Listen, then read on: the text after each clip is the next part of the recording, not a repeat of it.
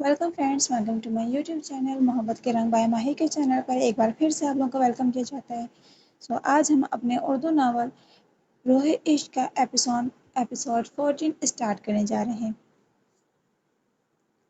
यूं ही चंद दिन गुजरते गए। माही की मामा आज खाना काबा के करीब बैठी दुआएं कर रही थीं कि क्योंकि कल इनकी वापसी थी। माही के बाबा भी इनके साथ बैठे माही को याद कर रहे थे क्योंकि वो कभी अपनी बेटी से इतने दिन दूर नहीं रहे थे। माही को याद करते करते इनकी आंखों से आंसू बहने लगे, जबकि माही की मामा का भी यही हाल था। याद की शिद्दत इतनी गहरी हुई कि लब अपने आप ही माही के लिए दुआएं करने लगी, जबकि माही के मामा सजदे में जाकर माही के लिए दुआ करने लगी क्योंकि इनका दिल माही के लिए आज पहली बार इतनी बुरी तरह से धड़क रहा था। दिल को जब चैन न आया तो वो इस तरह सजदे में पड़ी रहीं, क्योंकि कुछ देर वो दोनों वहाँ बैठे रहे। उसके बाद आखिरी बार खाबा काबा को देखकर वहाँ से चल दिए। आज मारिया और माही की मामा बाबा के साथ आलियान और राफे और रुबाब सबकी फ्रेंड्स थीं। माही और मारिया ने इनका वेलकम करने के लिए घर को डेकोरेट किया था और मुलाजमों के साथ मिलकर खाने के लिए बहुत सी डिशेज बनाई थीं। अब माही और मारिया ने तैयार होकर एयरपोर्ट अपनी अपनी फैमिलीज को पिक करने के लिए जाना था। दोनों तैयार होकर एयरपोर्ट जाने के लिए अकेली ड्राइवर के साथ घर से निकली, क्योंकि सियाल और अहमद की फैमिली एयरपोर्ट पहले ही पहुंच चुकी थी।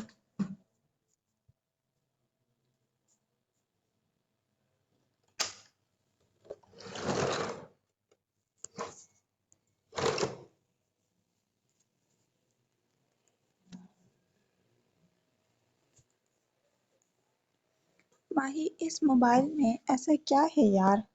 मारिया माही को मुसलसल मोबाइल में खोई हुई देखकर चिढ़कर बोलने लगी। अभी नहीं, वक्त आने पर सब बताऊंगी, सब्र रखो मेरी जान। माही मारिया के कंधे पर हाथ रखते हुए कहने लगी तो मारिया भी इसकी बात पर मुस्कुरा दी। अभी माही ने इतना ही कहा था जब इनकी गाड़ी को किसी ने पीछे से जोर से टक्कर दे मारी, जिस पर ड्राइवर का सर जोर से स्टीयरिंग पे जा कर टकरा गया और वो वहीं बेहोश हो गया, जबकि माही और मारिया का सर आगे वाली सीट से टकरा गया, लेकिन इन्हें चोट नहीं लगी थी। इससे पहले वो दोनों संभलती, इस गाड़ी ने दोबारा पूरी जोर से टक्कर दे मारी और गाड़ी एक दरख्त से जाकर टकरा गई।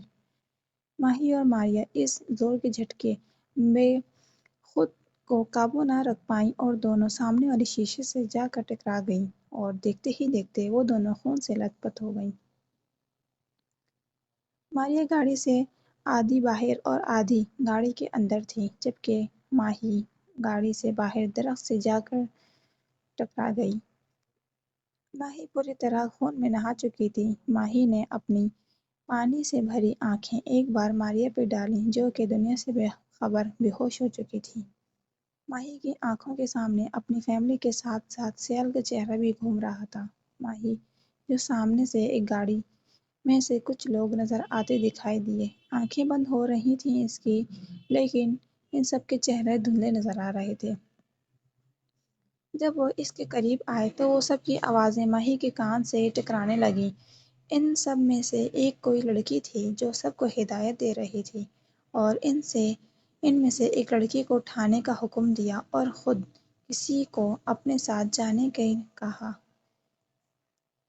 वो टक टक करती वहां से निकल गई। माही की आंखें मुकम्मल तौर पर बंद हो चुकी थीं, लेकिन इसके सुनने की समाअत कुछ हद तक काम कर रही थी, इसलिए इसे कहीं से एम्बुलेंस की आवाज़ें आने लगीं, लेकिन आहिस्ता आहिस्ता वो सब आवाज़ें दूर होती जा रही थीं। इसी सना में माही पूरी तरह इस दुनिया से बेखबर हो गई। एयरपोर्ट पे दोनों फैमिलीज को बहुत वक्त गुजर गया, जबकि लंदन की फ्लाइट भी आ गई, पर माही और मारिया का कुछ अता पता नहीं था। सब वहाँ माही और मारिया का इंतज़ार कर कर के थक चुके थे, लेकिन इन्हें क्या मालूम कि इनका शिद्दत से इंतज़ार हर तरफ किया जा रहा है। कुछ देर इंतज़ार करने के बाद जब वो दोनों न आए तो सब एयरपोर्ट से घर जाने के लिए निकल पड़े। रास्ते में इन्हें एक जगह रश नज़र आया, लेकिन वहाँ गाड़ी رکے بنا وہاں سے چل دیے۔ گھر آتے ہی ماہی کی ماما اور بابا جلدی سے اندر بڑھے، لیکن عالیہ نے انہیں منع کیا کہ وہ اندر نہ جائیں اور وہ اکیلا اندر جائے گا اور ماہی کو خوب تنگ کرے گا اور سب کو سرپرائز دے گا۔ عالیہ آہستہ سے قدم رکھتا گھر کے اندر داخل ہوا کہ پہلے وہ دونوں کو ڈرا سکے۔ جب عالیہ کو پورے گھر میں وہ دونوں نظر نہ آئے تو وہ ملازموں سے دونوں کا پوچھنے لگا۔ عالیہ کو جب معلوم ہوا کہ وہ ان سب کو پک کرنے کے لیے ایئرپورٹ ہی گئی تھیں تو وہ حیران رہ گیا۔ اگر وہ ان کو لینے کے لیے گھر سے نکلی تھیں تو وہ پہنچی کیوں نہیں؟ آخر گئی کہاں؟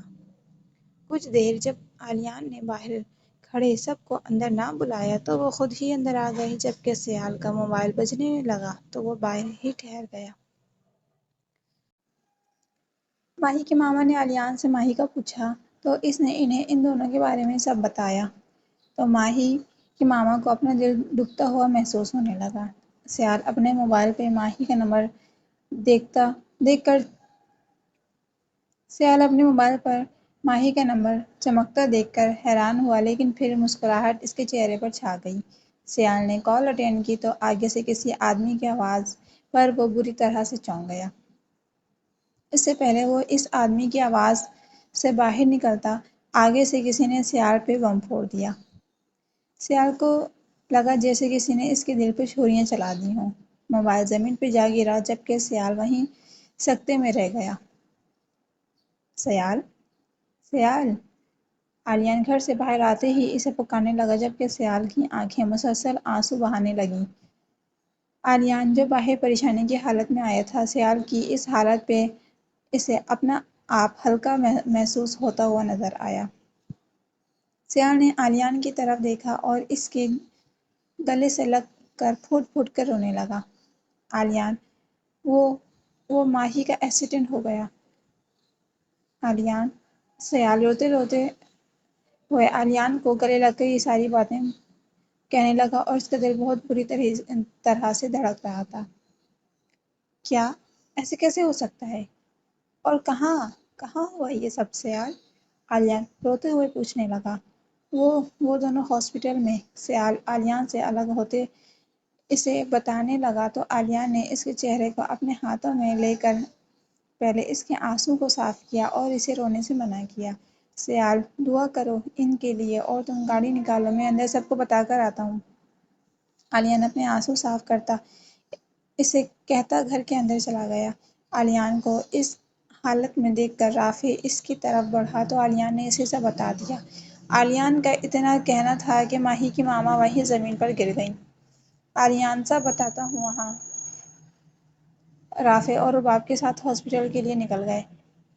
ان کے پیچھے ہی ماہی اور ماریہ کے بابا کے ساتھ مرزا صاحب بھی ہاسپٹل کے لیے نکل گئے۔ جو گھر کہکوں سے گونجتا تھا وہاں سب کی رونے کی آوازیں گونجنے لگیں۔ ہاسپٹل جاتے ہی وہ سب ایمرجنسی روم کی طرف بڑھے جہاں بار بار ڈاکٹرز اور نرسیں اندر باہر کا چکر لگا رہی تھیں۔ رافع اپنے آنسو کو صاف کرتا ڈاکٹر کی طرف بڑھا۔ آپ کون ہیں؟ ڈاکٹر نے رافع سے پوچھا تو رافع نے انہیں بتایا کہ وہ ماہی کا بھائی ہے۔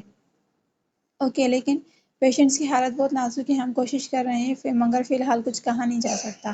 ڈاکٹر کہتا وہاں سے چل دیے جبکہ وہاں موجود چاروں کے دل پھٹنے کو تیار تھے۔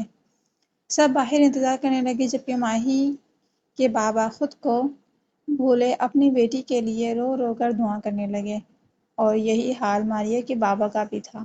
جبکہ سیال کا دل بری طرح اندر ہی اندر کچل رہا تھا اور آنکھیں مسلسل رو رو کر لال انگار بن چکی تھیں۔ وہ ہاسپٹل کی مسجد میں بیٹھے رو رو کر ماہی کے لیے زندگی کی دعا کرنے لگا اور ماہی سیال پلیز صبر رکھو پلیز، اللہ ہم سب کی دعاؤں کو رد نہیں کرے گا، ماہی کی حفاظت کرے گا۔ عالیہ سیال کو کندھے سے تھام کر اسے سمجھانے لگا۔ ہر چیز سے بے خبر سب ماہی اور ماریہ کے لیے دعا گو تھے جبکہ آپریشن تھیٹر سے ڈاکٹر ابھی تک باہر نہیں آئے تھے۔ یوں ہی چند گھنٹے گزر گئے اور سارے فیملی ممبرز ہاسپٹل میں اکٹھے ہو گئے۔ آپریشن تھیٹر سے جیسے ڈاکٹر باہر نکلے رافع اور رباب اس کی طرف لپکے۔ پیشنٹس اب خطرے سے باہر ہیں، اب بس دعا کریں ان کو 24 گھنٹوں کے اندر اندر ہوش آ جائے، اور نہ سر پہ چوٹ لگنے کی وجہ سے وہ کوما بھی جا سکتی ہیں۔ رافع کے بولنے سے پہلے ہی ڈاکٹرز اپنی بات پوری کرتے وہاں سے چل دیے۔ وہاں موجود ہر انسان ان دونوں کی حالت کا سن کر اپنی دعا میں مصروف ہو گئے، جبکہ عالیان کے کانوں میں ڈاکٹرز کے کچھ الفاظ گھوم رہے تھے۔ رباب: ڈاکٹرز نے صرف ایک پیشنٹ کا بتایا ہے اور وہ ہماری ماں ہی ہے، تو ماریہ کہاں ہے؟ عالیان کی بات رباب سمیت سب نے سن کر آنکھیں پھاڑ اسے دیکھا، تو عالیان بھاگ کر آپریشن تھیٹر میں گیا اور سب اس کے پیچھے لپکے۔ آپریشن تھیٹر کے بیڈ پہ لیٹے وجود کو دیکھ کر سب کی آنکھیں پھٹی کی پھٹی رہ گئیں۔ ان سب کو آپریشن تھیٹر میں دیکھ کر نرسز ڈاکٹر کو بلایا۔ جیسے ہی وہ سب آئے تو رباب نے ایک ڈاکٹر کے گریبان کو پکڑ لیا۔ میری بہن کہاں ہے؟ یہ تو ماہی کی دوست ہے، رباب غصے سے چلایا، تو وہاں موجود ہر انسان اس کی بلند آواز سے ڈر گیا۔ مسٹر، ہمارے پاس صرف یہ 2 پیشنٹس آئے تھے، جن میں سے ایک ڈرائیور تھا اور ایک یہ لیڈی تھیں، بس۔ ڈاکٹر اپنا گریبان رباب سے چھڑواتے ہوئے بولا۔ ایسے کیسے ہو سکتا ہے؟ ماریہ یہاں ہے اور ماہی ہماری نہ ہو؟ آپ ہمیں جو معلوم ہے وہ ہم نے بتا دیا۔ آگے آپ پولیس سے بات کر سکتے ہیں، کیونکہ جب یہ کیس آیا تھا پولیس ان کے ساتھ آئی تھی۔ ماہی کے بابا کو اپنا دل بند ہوتا محسوس ہوا۔ آخر ان کی گڑیا کہاں ہے؟ آخر یہ سب کیا ہو رہا ہے اور کس نے یہ سب کیا ہے؟ ماہی کی ماما اپنے ہوش و حواس سے بیگانی ہو چکی تھیں اور سحر اور ازواج ان کو سنبھالنے میں لگی تھیں۔ سیال پر کسی چیز سیال ہر چیز سے بیگانہ وہاں سے نکل چکا تھا۔ عالیان اس کے پیچھے بھاگا، لیکن تب تک سیال وہاں سے جا چکا تھا۔ عالیان واپس ہاسپٹل میں آیا اور پولیس کے سر ہو گیا۔ ہر کوئی وہاں ماہی کے بارے میں سوچ رہے تھے، آخر وہ کہاں چلی گئی؟ کہیں کچھ ہو تو نہیں گیا؟ وہ اس دنیا میں ہے یا کہ نہیں؟ ماریہ کو ہوش آیا تو اسے فوراً ماہی کا سب سے پوچھا، لیکن سب نے اسے ماہی کے بارے میں اس وقت بتانا مناسب نہ سمجھا۔ ماریہ نے پولیس کو سب بتایا کہ ان کے ساتھ یہ حادثہ کیسے پیش آیا، جبکہ وہ دونوں اپنے پیچھے موجود گاڑی کو نہ دیکھ سکیں۔ 1 مہینے بعد ماہی کو غائب ہوئے آج 1 ماہ ہو چکے تھے۔ ماہی کو ہر طرف ڈھونڈا جا رہا تھا، لیکن کہیں بھی کچھ پتہ نہ چلا۔ سیال اور احمر پولیس کے ساتھ ریشم کو ڈھونڈنے میں کامیاب ہو چکے تھے، لیکن ریشم بھی کون سا ہاتھ آنے والی تھی۔ بہت دھمکیوں کے باوجود بھی ریشم نے اپنا منہ نہ کھولا، اور اس سب معاملے کو سلجھانے کے لیے اس نے اپنی ماں جو بھی لاہور سے بلا رکھا تھا۔ شازیہ بیگم نے ہر ممکن کوشش کر کے اپنی بیٹی کو جیل سے نکالا، اور اپنی بیٹی کو ہر بات پہ بھروسہ کر کے جتنے بھی بڑے لوگوں کو وہ جانتی تھی ان کے ذریعے سے اس کیس سے اپنی بیٹی کو نکال لیا۔ سیال اور احمد نے یہ سب باتیں عالیان کو بھی بتا رکھی تھیں۔ وہ عالیان نے ہر ممکن ان کا ساتھ دیا۔ ریشم پہ بہت گہری نظر رکھی جا رہی تھی، اور اس دوران ریشم نے خود کو ہر معاملے سے بے خبر ہونے کا پورا ناٹک کیا۔ اس سب میں وہ کامیاب ہو چکی تھی۔ ماہی کی ماما اپنی بیٹی کے غم سے بیڈ پہ جا لگی تھیں، جبکہ ماہی کے بابا نے خود کو اپنے آپ تک محدود کر لیا تھا۔ وہ کسی سے نہ بات کرتے، نہ کچھ کھاتے، نہ کسی کو دیکھتے۔ اپنی گڑیا کی یاد میں رات دن روتے رہتے، اور ان کی نظر اور صحت کو کمزور کر دیا تھا۔ جبکہ رافع اور رباب اپنی چھوٹی بہن کو رات دن یاد کرتے، لیکن انہوں نے کچھ حد تک خود کو اس سب سے نکالنے کی کوشش کی کہ ایک دن ان کی گڑیا ان کو مل جائے گی۔ اللہ ان کی گڑیا کی حفاظت کر رہا ہوگا۔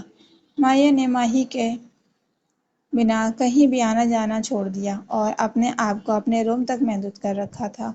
ماہی سے جدائی سیال کو مکمل طور پر اندر سے کھا چکی تھی، اور وہ دنیا اور اس میں موجود ہر انسان سے بے خبر رات دن ماہی کی یاد میں روتا رہتا، اور جب برداشت نہ کر پاتا تو اللہ کے حضور سجدے میں جا گرتا، ماہی کی زندگی اور حفاظت کے لیے دعا کرتا۔ 1 سال بعد اور میری پرنسس کو اپنے بابا نہیں پسند آئے نا، کتنا ویٹ کرواتے ہیں آپ کو اور آپ کی ماما کو نانا کے گھر لے کے جانے کے لیے۔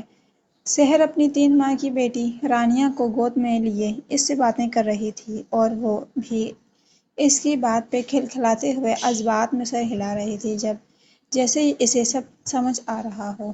آلیان، دیکھیے رانیہ کو میری باتیں سمجھ آتی ہیں اور کیسے اس نے اپنا سر ہلایا ہے میری بات پہ۔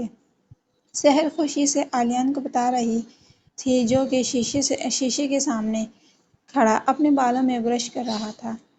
سحر کی بات سن کر وہ اس کی طرف آ گیا، رانیہ کو اپنی گود میں لے کر اسے اپنے سینے سے لگا لیا اور ساتھ اس کے سر پہ اپنے ہونٹ رکھ دیے۔ میری پرنسس جو ہے یہ اپنے بابا کی طرح اپنی ماما کی ہر بات مانے گی اور سمجھے گی بھی، آلیان نے رانیہ کی گال کو چھو کر کہا تو سحر بھی اس کی بات پر مسکرا پڑی۔ آلیان نے اس کا ہاتھ تھام کر اپنے قریب کیا جبکہ سحر نے اس کے سینے سے اپنا سر ٹکا دیا۔ آلیان نے سحر کے ماتھے پر اپنے ہونٹ رکھے اور تو رانیہ کھلکھلا اٹھی۔ آلیان اور سحر نے ایک دوسرے کو دیکھا اور پھر مسکرا دیے۔ اچھا چلیں، اب لیٹ ہو رہا ہے، ماما بابا ویٹ کر رہے ہوں گے اور سارا نے کالز کر کر کے تنگ کیا ہوا ہے۔ سحر آلیان سے الگ ہوتی اپنا بیگ اٹھاتے ہوئے آلیان سے کہنے لگی تو آلیان بھی رانیہ کو بیگ اٹھا کر روم سے باہر نکل آیا۔ کچھ ہی دیر میں وہ دونوں رانیہ کے ساتھ مرزا ہاؤس میں تھے اور سارا تو رانیہ کے لیے پاگل تھی۔ وہ رانیہ کو آلیان کی گود سے لے کر اس سے کھیلنے لگی جبکہ رانیہ بھی اپنی خالہ کو دیکھ کر بار بار اس کے چہرے پہ اپنے ہونٹ رکھتی اور سارا کی ہر بات پہ کھلکھلا کر ہنستی۔ سیال گھر میں آتے ہی سامنے موجود سحر اور سیال کو دیکھ کر ہلکا سا مسکرا دیا۔ سب نے ملنے کے بعد وہ رانیہ کو گود میں لے ان سے کچھ دیر بات کرتا رہا اور پھر رانیہ کو لے کر اپنے روم میں آ گیا۔ سیال کو گود میں آ کر رانیہ بار بار اس کے چہرے پہ اپنے ننھے ننھے ہاتھ پھیرتی اور اسے مسکرا کر دیکھتی اور پھر گال پہ اپنے ہونٹ رکھ کر سر بھی ٹکا دیتی۔ سیال رانیہ ہر حرکت کو دیکھتا اور اسے دیکھ کر مسکراتا اور جب رانیہ اس کی گال سے الگ ہوتی تو وہ اس کی گالوں کو چوم کر اس سے باتیں کرتا۔ رانیہ کی آنکھیں گہری سیاہ رنگ کے بالکل ماہی سے نسبت رکھتی تھیں جبکہ نین و نقش بالکل سحر پہ گئے تھے۔ سیال کو ماہی کے بعد صرف رانیہ کو دیکھ کر سکون محسوس ہوتا تھا۔ ماہی کی یادوں سے سیال کو کچھ حد تک باہر نکالنے میں رانیہ کا بڑا ہاتھ تھا۔ جب سے وہ اس دنیا میں آئی تھی سیال اس کو دیکھ کر خود پرسکون محسوس کرتا تھا۔ آلیان سیال کو اس طرح خود کو بدلتا ہوا دیکھ کر خوش تھا، اس لیے جب سے رانیہ ہوئی تھی وہ روز شام میں جلدی گھر آتا اور سحر کے ساتھ رانیہ کو لے کر مرزا ہاؤس آ جاتا۔